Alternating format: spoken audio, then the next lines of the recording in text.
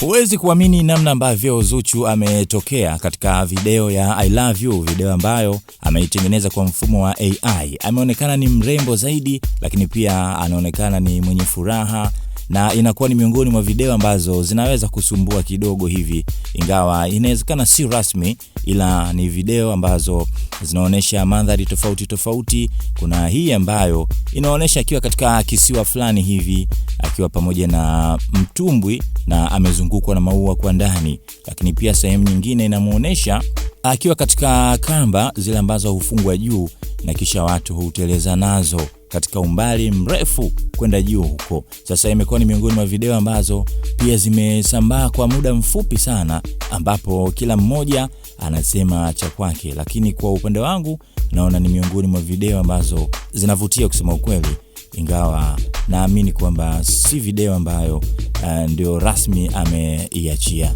Vipi wewe, umeona nini? Umependa nini katika hiki? Tupe komenti yako.